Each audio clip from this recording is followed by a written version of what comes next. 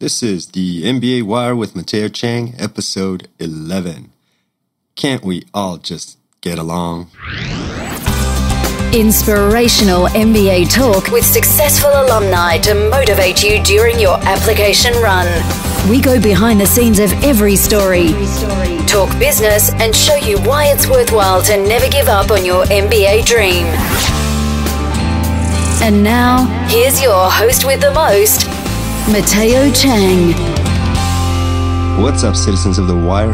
Welcome to yet another episode of the MBA Wire. Thank you so much for being here. I'm very excited about this project. So far I've been very blessed with just having some amazing guests. And today I have yet another very amazing guest myself here, and I'm very thankful for his presence. His name is Fabio Salim. Fabio Salim, today, he lives in New York City. He graduated from Harvard in 2013. And today he works at Bridgewater Associates, which is the largest hedge fund in the world. Fabio, I want to thank you on behalf of all of our listeners. I've given them a brief introduction about you. Why don't you go ahead and add something here so we can get to know you better? Hey, Mateo, thank you. Thank you so much for the invite. I'm really glad to be here and be able to share part of my experience with your listeners. I remember when I was prepping for my MBA application, I really missed having something like that I can see what actually people did and how they did it and what are the good practices on it or the things that they regret. So I hope this can help some people to fulfill their goals of getting to the MBA.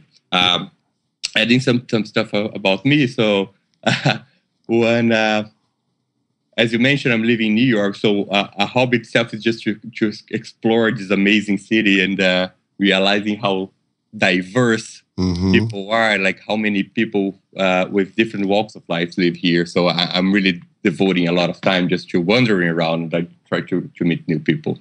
And one new thing that I have been doing here and has been pretty amazing is I started to do yoga a couple of months ago. So that's probably the reason why I accepted to do this talk in the morning on a holiday. Otherwise, there's no way I would be up at this time. So this is a new thing that I have going over here. Yoga, huh? Yeah. What is it that you like about yoga?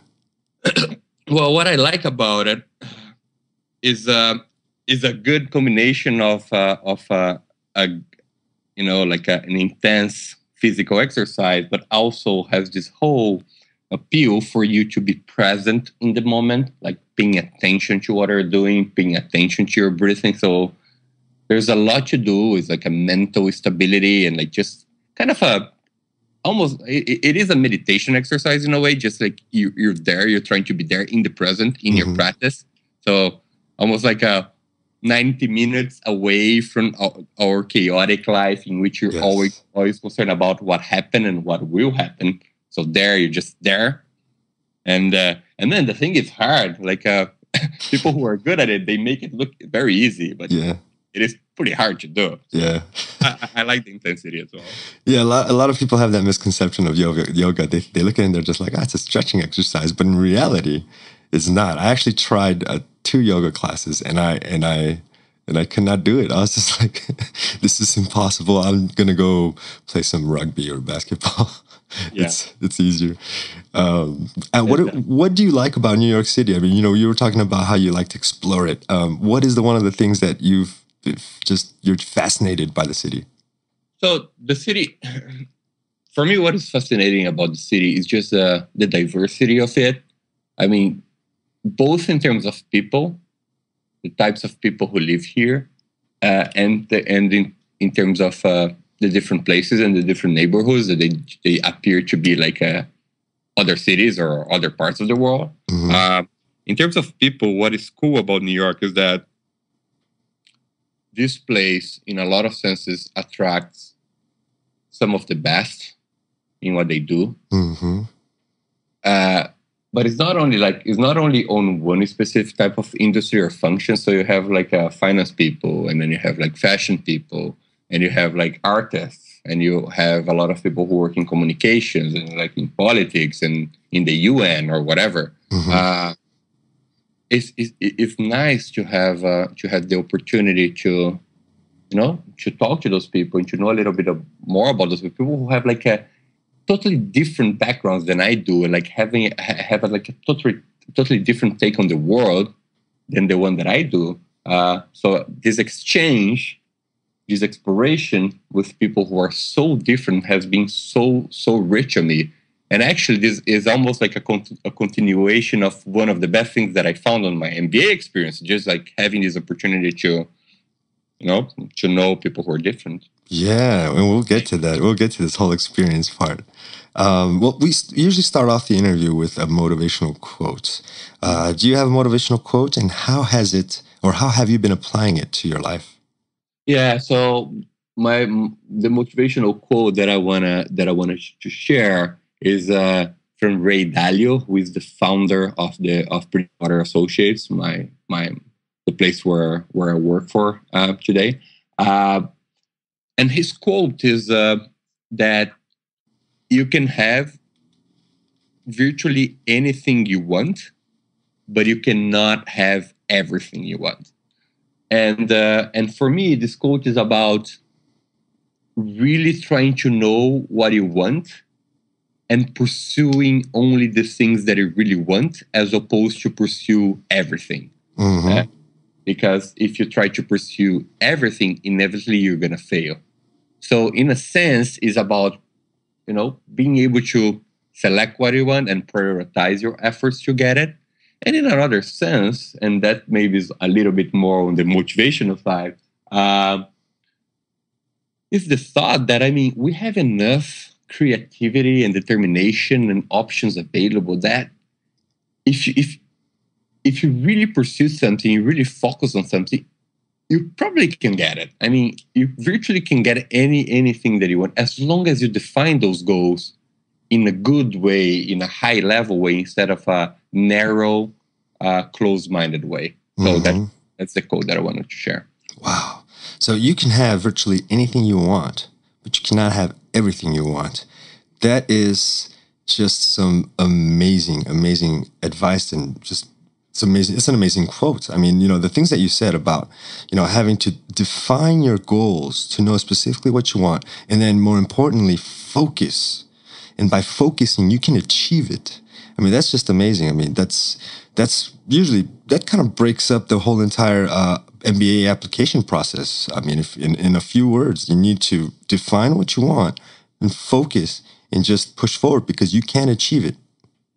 Yeah, I really agree with how that is related to the MBA experience. I think that's related to anything in life, but I think on the MBA application experience, that's something that becomes really, really clear. Yes, it is. Now let's go ahead and keep talking about this MBA experience. We want to talk about the time before your MBA program. Sure. Everyone hits walls and challenges, both emotionally and psychologically. For you, what was the hardest part of the application process, and how did you deal with it? Well, the hardest part that I have, I hope that is not something that other people will have, because my issue, my challenge was very specific. I think in general, so before getting to my specific situation, I think in general, the real challenge is just how to really conciliate and create and carve enough time to do an adequate preparation. Together with all the other things that you need to do in life. So your work life, your personal life, just having time for yourself. And then you need for almost 1 year, dedicate a couple of hours per day to do all the preparation cycle, from the GMAT to the essays. I think in general, one of the greatest challenges related to that, how to carve that time and do that time in a good quality way. In my case specifically, my story is a little bit different and made the challenge a little bit more challenging. Okay. Is that so I did my whole preparation in 2010, almost from the January to October, November, I would say, was my cycle. And what happens is that a couple of months before I started my preparation, so in the end of 2009, I had a pretty serious back injury. Wow. How did you do that? Yoga. I did it. That was like on the years before yoga. Okay. I'm actually doing yoga to prevent that from ever happening again. Yeah.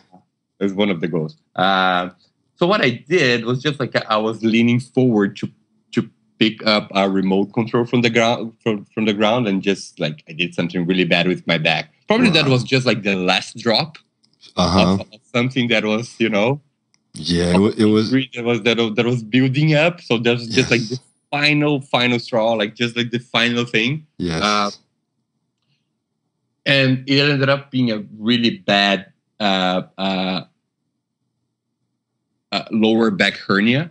Wow. And what happened is that I didn't want to do surgery, even though it was like incredibly painful. It was like a 24-hour pain sort of thing.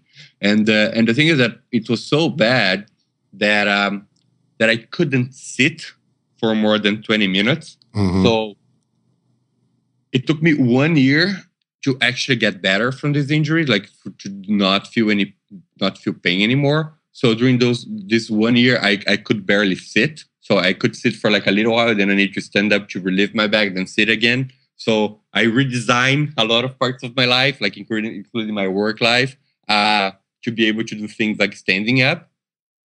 And during the period, I was doing like the whole GMAT thing, the whole GMAT preparation, and the whole heavy lifting on the essay prep. So the thing is that I had to figure out like a way to study for the GMAT without sit and without laying down, wow. Just like standing up in my place. And the thing is like I would come back from work, I don't know, at 8-9 p.m.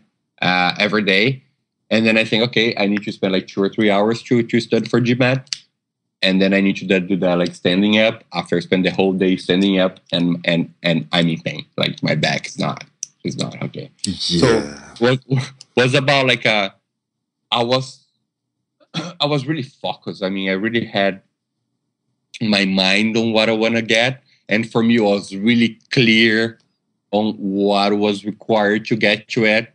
Because I think when you're struggling, when you're in challenging situations, it's so easy to rationalize. It's so easy to go through the path of oh no, if I do not study today, it's okay. Oh, well, like I had a hard day, so I deserve this. I deserve this break. Oh, things are gonna be fine in the end. I mean, it's so easy to go into those like more into those paths of rationalization is so tempting.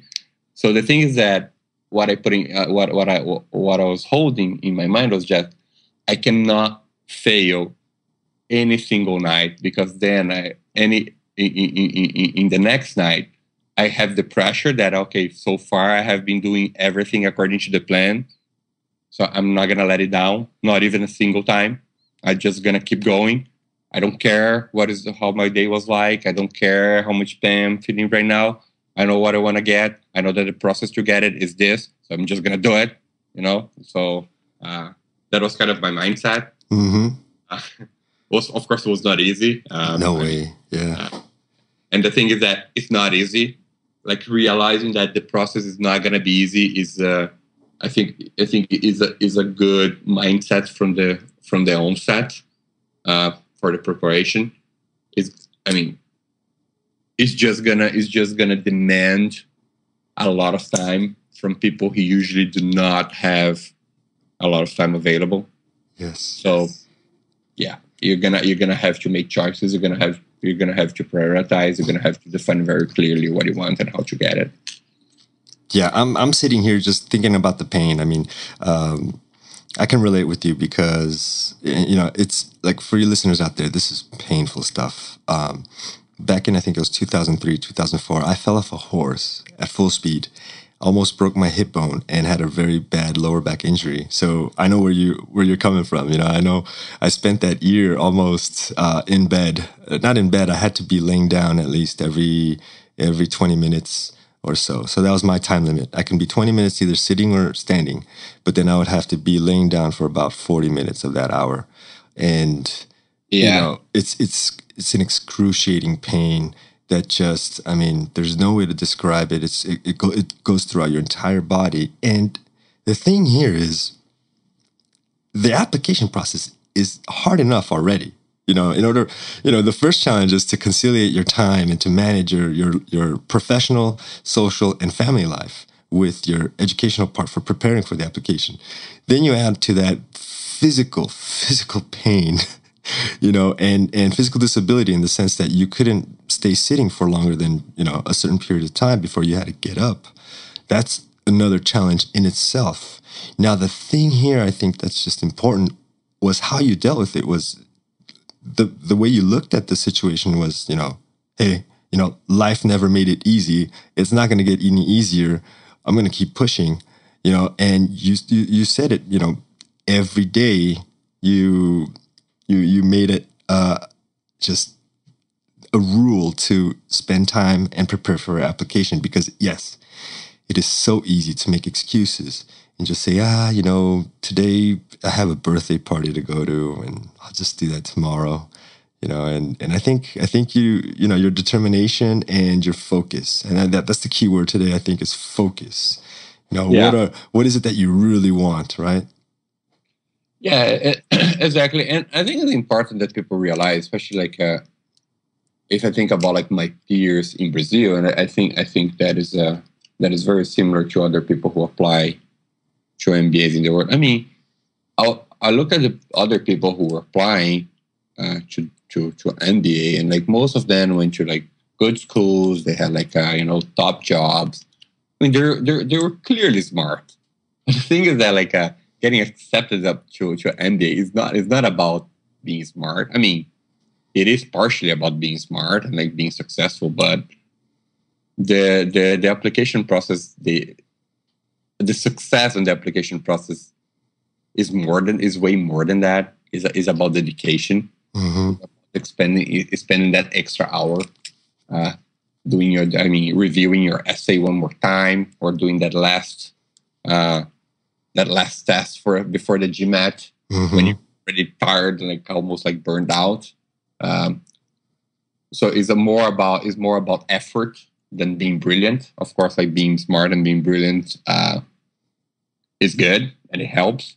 But the thing is that the other people who are applying, they're all smart and brilliant. They're all accomplished. So when you can have an edge, I think is on the dedication, determination, and focus. Yes. No, I mean, and that's the thing. I tell students all the time, I mean, it's not just about your accomplishments and your intelligence. It's really going that extra mile. And you said it you couldn't have said it, better, because if you look at the pool of candidates, everyone is basically on the same level as far as intelligence and accomplishments and career successes. I mean, if you look at it some way more, a little bit more than the other, but, in general, on average, if you look at everyone, the standards are there. The bar is set. Mm-hmm. What differentiates a candidate that goes on through and gets accepted or not is that extra effort, and I've seen this happen. I've seen some fantastic, amazing students not make it because they just, either burned out halfway through or, they just, Yep. lost their way there. Yeah. Yeah.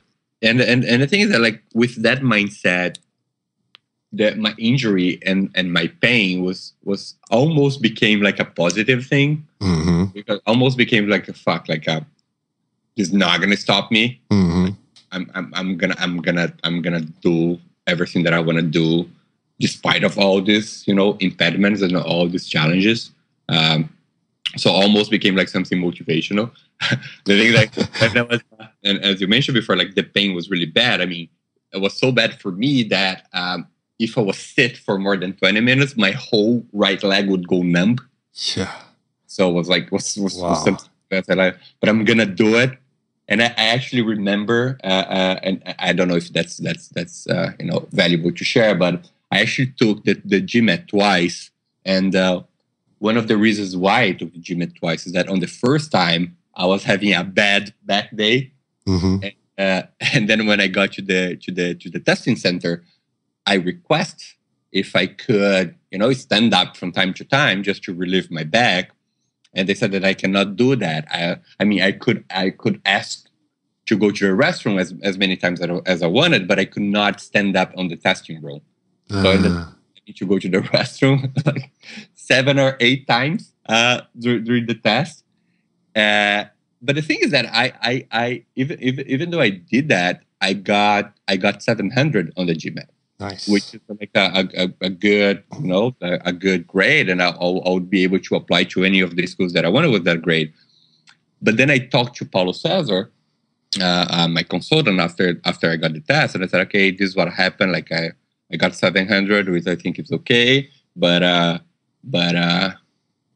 had this problem with my back. So everything was a little bit disruptive, and that's it. So what do you think? And he said, man, you know how much you can get from that test.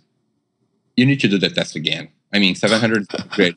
You know that you can reach a higher range. Yeah.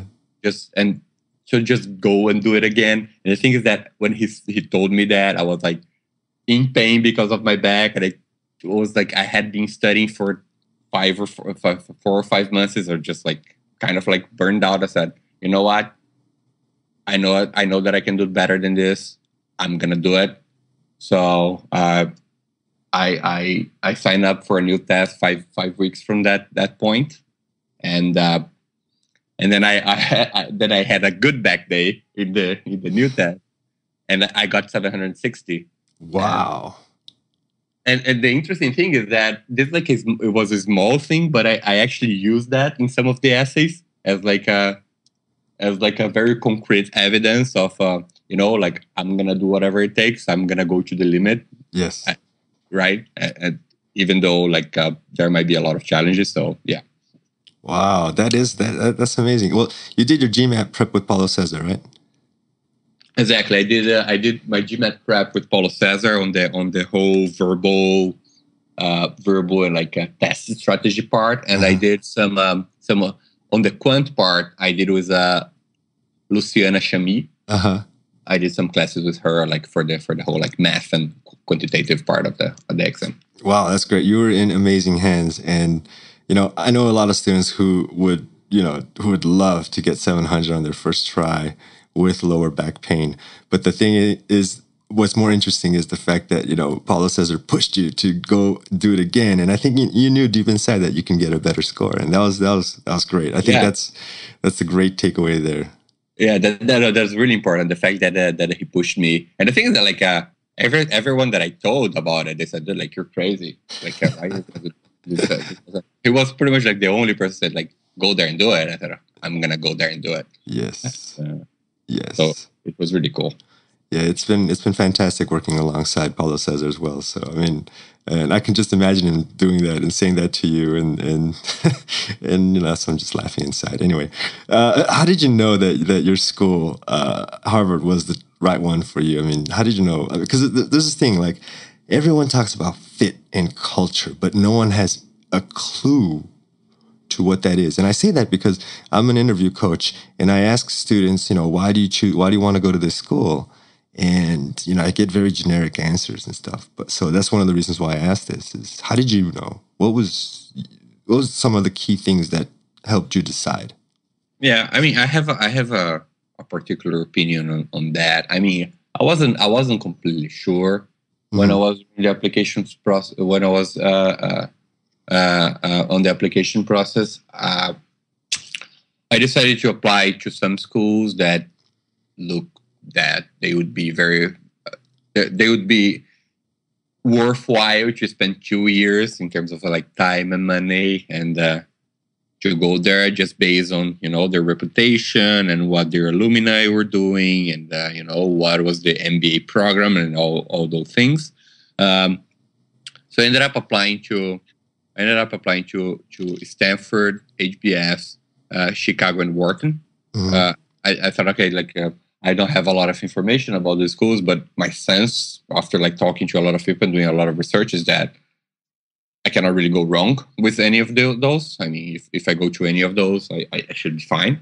And then when I got accepted, I wasn't entirely sure still where to go. I actually got offers from the 4 schools, and I wasn't really sure where to go. So I said, okay, like, so what do I do now? I don't want to be, biased to go to a place because of its name or like, something that might not be as important to me. Mm-hmm. So what I did was just like, I talked to a lot of people. I talked to a lot of alumni and current students from the schools. But that, that was useful to a certain extent, but it's also a little bit tricky because a lot of people, I don't know why, man, like they have a temptation to try to sell you the school, which I think is terrible. Uh-huh. Just because, I'm reaching out to somebody just to see how is the person is serious, so I can make a choice that can make me happier. So when somebody asks me about my opinion on HBS, like I just tell them the things that I like and the things that I don't, and how did the experience for me, and I hope that the person can make the choice that is the best for the person. I don't really care if the person chooses HBS or not. That doesn't change my life, it's just like I'm just trying to be helpful, and then I got the perception that many people were not. So you need to have a filter on what you hear. Okay, that's the first time I heard that. So that's great. Yeah, you need to have a filter, and the thing is that you need to have good questions. Like, tell me something that you don't like about this. So just tell me something that you're disappointed about. So it's impossible to have any single experience that they're not features, not particular pieces of it that you don't like or you wish were better, right? Mm-hmm. So those are the kind of questions that I like to ask people, so I could get a sense of the reality instead of the sales pitch. It's good, the sales pitch. Yeah, because it is a sales pitch. I mean, they're trying the whole admissions. People who interview you.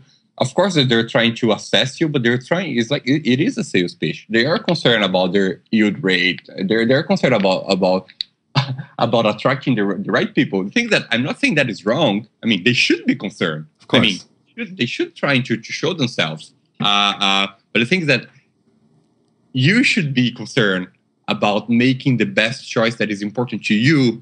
So because of that, only you can truly evaluate what are the things that matter to you.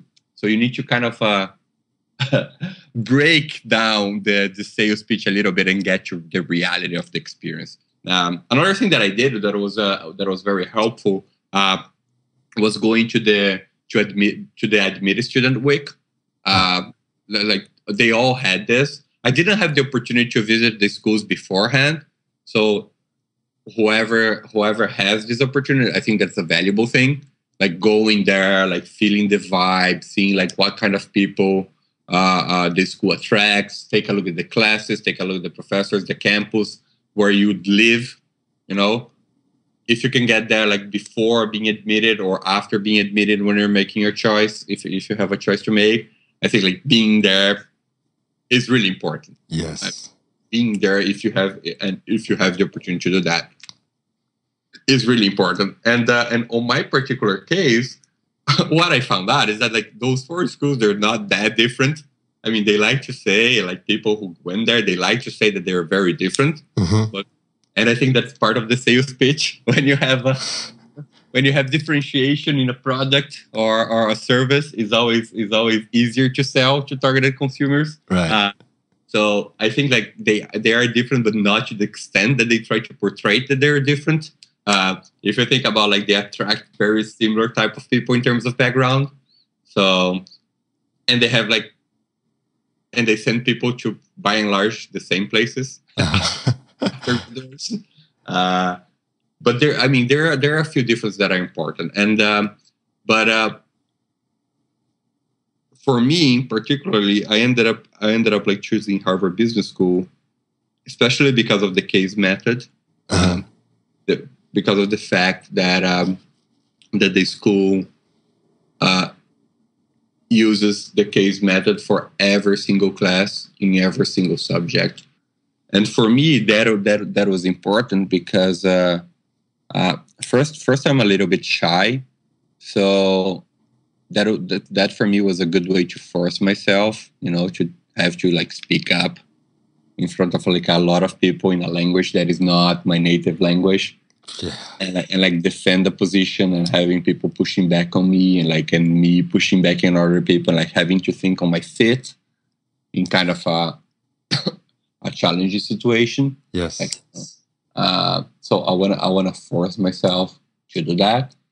And the other thing is that like studying like real cases is so cool, man. Like I actually got to know a lot of things that I wasn't expecting about, like some industry dynamics or some specific companies, or how to handle some situations in a very practical level. Is very different, like learning from real cases than learning from theory.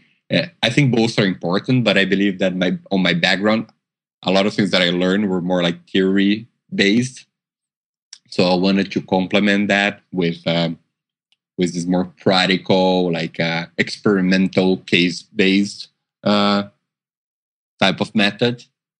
And I mean, I think that worked for me because of my history, my goals, and my things. So that might not work as well for other people, but that's the thing that made a difference for me, was the case method. Wow, I think it sounds like you had a very, very well defined, strategy of what you wanted out of school. You knew exactly what you wanted and what you needed to improve. And when you found that in Harvard, out of all the schools, that was the reason why. I mean, that's amazing. I think the takeaway here is just really about knowing what you need or want out of the school. Yeah, I mean, that is true. But at the same time, there's another thing that is important, and that I try to keep in mind during my whole experience, from like choosing the school to actually going there and exploring the opportunities in school, is that, okay, I have a sense of what I want now based on the information that I know now. But at the same time, I realize that there's so much that I don't know. So how do I balance pursuing my goals based on what I know now and being open enough to actually get new information, get new inputs, and get new ways of thinking about things. Mm-hmm. Having this balance is very important. Like not being too open-minded, but not being, in terms of like you have like a base of where you want to go, and like defining the things that are important to you, but also being open-minded enough to learn, to get new inputs, and not like learn academically, but just like define your current assumptions and your current view of the world and the things that you know right now. Because there's a lot of things that we don't know, and especially going to this whole new setting of an MBA, you just, go into a place with a lot of different people and a lot of things that you really don't expect. So I would say that is the balance of like the definition of goals and your determination, but also the thing about being open-minded and like knowing what you don't know and what you do about it. I think that was a good mindset to have. Yes. No, I mean, that's definitely true. What I really like, envisioned, or I saw here that was just amazing, was, you knew that you were shy. So you're self-aware, you knew that you were shy. And then the best way to really improve that without really, having to take a course on how not to be shy was by choosing a school that focuses on case studies, where it forced you to speak in front of people and defend yourself. And that specific strategy right there, it just really shows the mindset that candidates need to have. Like, you need to be self-aware. You need to understand how each school is going to really help you improve both your weaknesses and also strengthen your strengths. So yeah, I mean, that's amazing. That's very true, Matteo, and it's cool to think about it, because I had the perception that for me, like Fabio, like some places would be a little bit more comfortable because they would be like closer to my wheelhouse, and like a type of like a way of operating that was closer to the one that I always had. Mm-hmm. So that would be a little bit more comfortable and less challenging, and thus probably not as strong as a learning and stretching experience. And I felt that Harvard was the one that was like further away, like because of the case method, because of the focus in general management as opposed to finance, like because of the sense that I had on the type of people that place attracts. So I think in a lot of ways it's connected to what you said, like about like me having some knowledge of what I'm like, and like having some self-awareness and say like, how can I stretch myself? How can I use those 2 years to actually evolve, not only in terms of like getting a better job or whatever, but like actually becoming a better thinker and a better person. So, wow, that's just a ton of information that you gave us. That's very good. Now, why don't we talk about like the actual MBA experience? Draw us a picture like of a typical day in the life of a Harvard student. The things that go on. What's the campus like? Day-to-day interactions and teachers. Yeah. So. It's hard to imagine like a typical day, but I'll try to at least give you guys an idea of what that is like. So what happens in Harvard, especially during the first year, is that on the academic side, the students, they do not have a lot of flexibility. I mean, all the classes are set, so you do not choose classes in the first year, and the class. So the class at HBS is pretty big. It's 900, but they divide it in 10 sections of 90. Huh.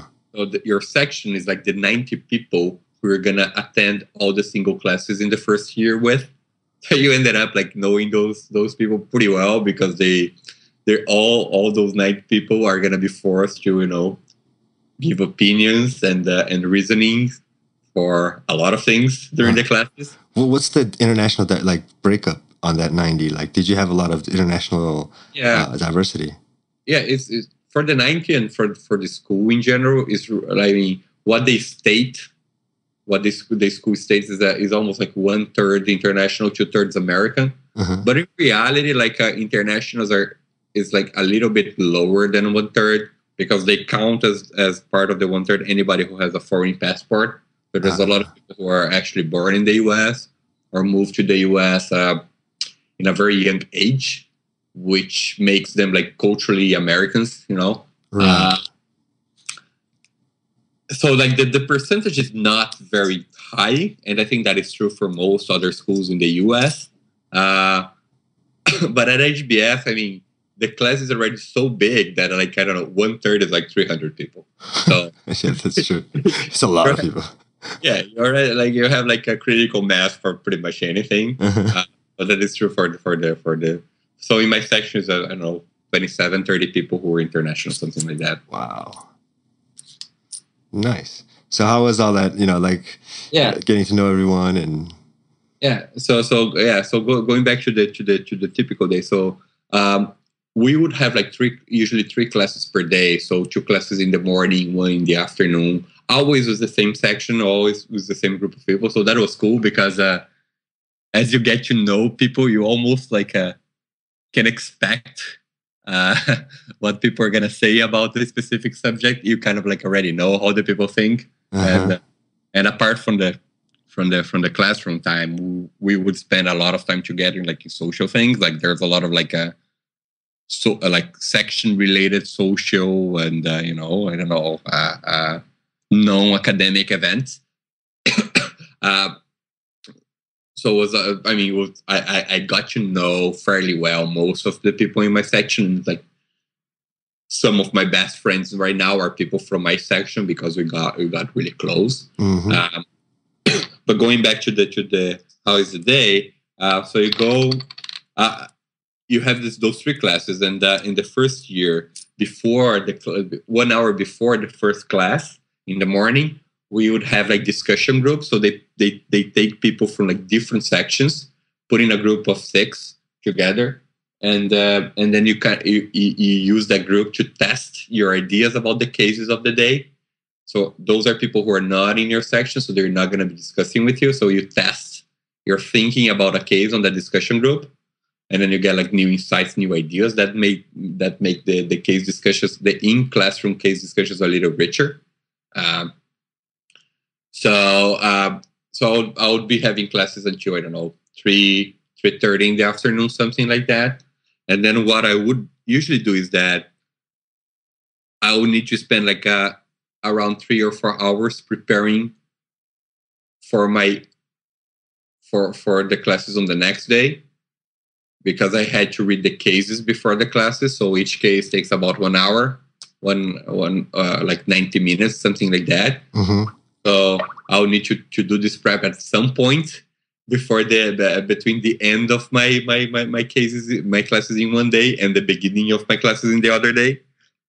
So I would usually do that in the afternoon, at least like part of it.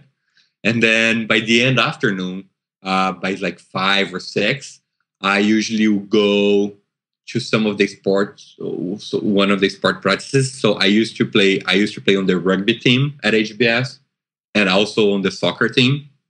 So by the end of the afternoon, I'll do something related to it, like a training or like practice or like friendly game or whatever. Mm-hmm. Then after that, like probably getting together, either like on campus or out of campus, and like having dinner with some people, and maybe like having some drinks, and also maybe having some of the school party, like pretty much like from Tuesday to Thursday would have like some kind of like social event or a party organized by a group in the school. Nice. I went to many of them, I can tell you. And that was definitely something that I do not regret. It was a great way to know people. And then, that's it. And then in the middle of the day, the other things that would happen from time to time is that there would always be like a speaker or like a company presentation or like somebody talking about something on the business school campus or Harvard campus. So I just try to be, aware of that. And I would go to many of those conversations, like companies that I wanted to know more about, like some people who, have interesting things to say, like, businessmen, entrepreneurs, like scientists, whatever. I'll go to these talks along the day. Nice. Now, what was the most exciting thing of this experience? The whole MBA experience? Yeah. No, the most exciting thing about the experience was just I think the best way to define it would be saying how much that broadened my perspective on the world, because I got in touch with so many different people, and some of them were really, really brilliant, and so many different subjects and the takes on the world that I had no idea of. Before going to school, I think I had like a good way to analyze and solving problems. And then like I would go to a case discussion being completely sure about what was the conclusion, what really happened over there. And then somebody else make a comment that is like completely different than mine, but also makes sense. I said, oh, awesome. I can actually look into this from this different perspective. And another perspective, and they all kind of make sense. And then how powerful is to combine those different takes about a same situation or a same problem.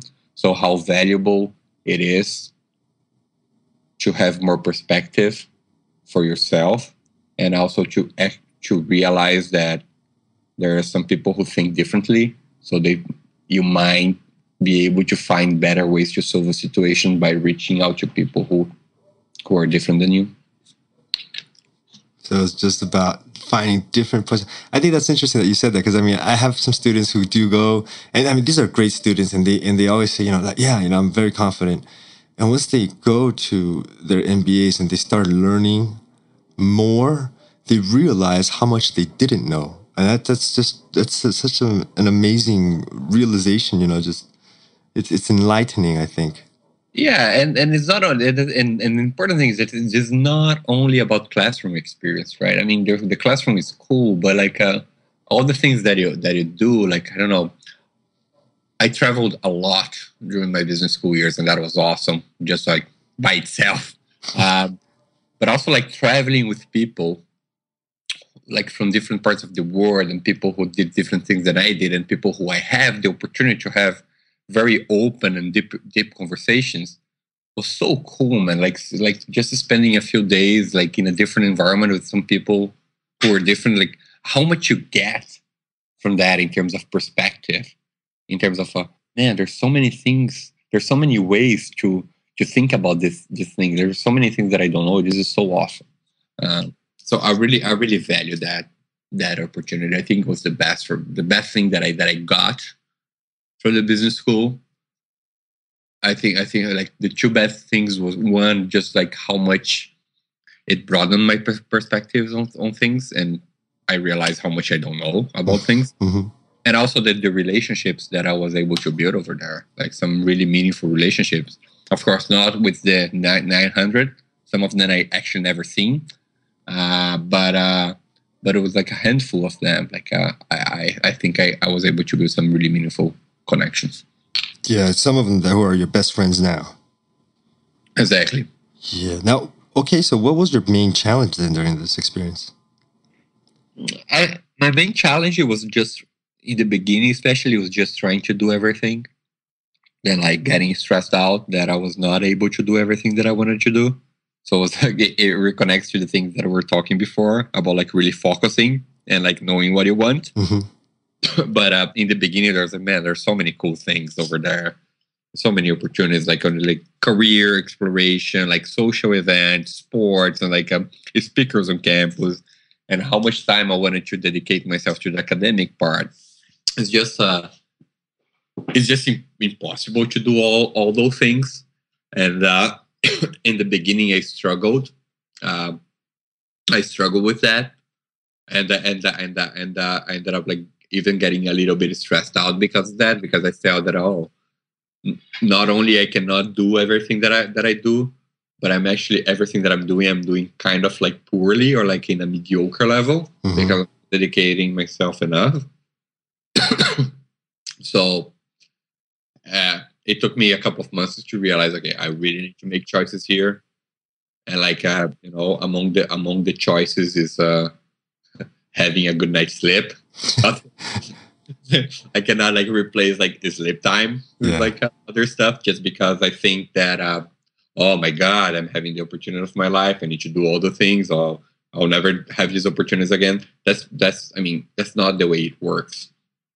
That's not a good way to think about it. A good way to think about it is that do whatever is more important to you, but do it in a sustainable way and in a way that is high quality. There's no point in like exploring a lot of things in a superficial level. It's just like it doesn't add you much. Like choose like a couple of things that you really want to go deep. And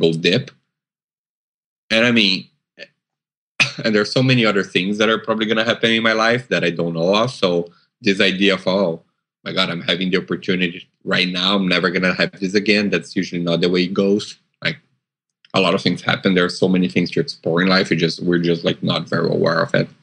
Yeah, that's true. That's great. Some great takeaways there, listeners. I'm coming here with the final question, and it's a quirky one. It's a very interesting question. Now, if you had a time machine and you can go back to either when you were applying or during the MBA, what would you have said to yourself? What would you have done differently? Yeah, that's an interesting question, and actually, I don't know if I can answer that well, just because the way I think about a lot of things is that I like the person that I am today, and a big part of the person that I am today is because of the experiences that I had, and the experiences that I had include the mistakes that I made. Mm-hmm. So I don't know if I would like to go back in time and tell myself not to do the same mistakes, because those were like building blocks of my personality. Yeah. So maybe the thing that I would say is that I always feel I'm trying to emphasize the importance of having the whole MBA experience, and that it includes the application cycle, as a discovery, exploratory process. I think I could have done more of that. I think like in a lot of moments, I had chosen to go to the easier, more comfortable path, like things that are more known to me.